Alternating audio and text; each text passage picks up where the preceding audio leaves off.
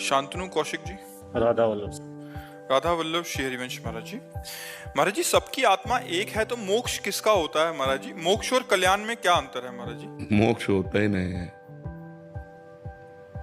जो मोक्ष कहा गया है वो ये बात कही गई जैसे हमने माइक पकड़े, हमने छोड़ दिया, इसी को मोक्ष कहते हैं। आत्मा को कभी, हमको कभी माइक पकड़ सकता है क्या? ये जड़ शरीर आत्मा को कभी पकड़ सकता है क्या? कभी नहीं। आत्मा ने इसे स्वीकार किया। ये भूल मिट जाना ही मोक्ष है। जो मैं शरीर हूं, ये भाव बन गया, ये भूल मिट जाना ही मोक्ष है। इस स्थिति में भी कभी बंधन आत्मा का नहीं है।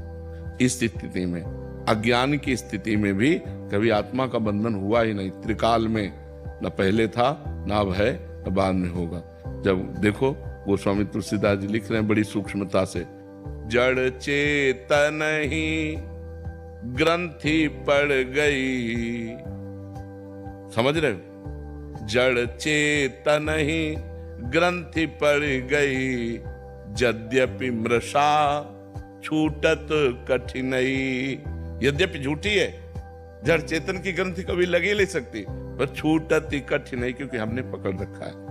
हमने मान लिया शरीर मैं हूं, हमने मान लिया हमारा परिवार है, हमने मान लिया मैं कर्ता भोक्ता हूं। अब बंध गए।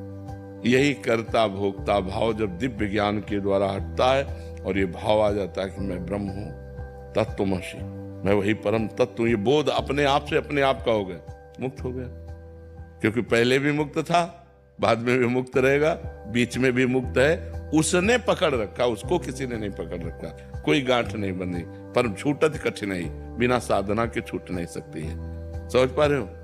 और कल्याण का मतलब है कि जैसे आपकी दुर्गति रुक गई, आप तप लोग गए, जन लोग गए, महार लोग गए, ब्रह्म लोग गए, स्वर्ग लोग गए, उत्तम लोगों को, ये बात है। लेकिन मोक्ष होना मतलब जन्म मरण चक्र से ही निवृत्त हो जाना। किसी लोकांतर में भटकने की बात नहीं, जन्म मरण से ही मोक्ष हो जाना। अब जन्म मरण नहीं होगा। जिसको ये बोध हो गया, मैं करता नहीं, मैं भोगता नहीं, मैं शरीर नहीं, मैं तो परमात्मा, उसे कभी काम नहीं सताएगा, उसे कभी क्रोध नहीं आएगा, उसे कभी लोभ, ये सड विकार जित अनघ अकामा, कोई उसके अंदर कामना नहीं। वो निष्पाप महापुरुष परम पवित्र आत्मस्वरूप को जो प्राप्त हो गया, वो दिव्य हो जाता है।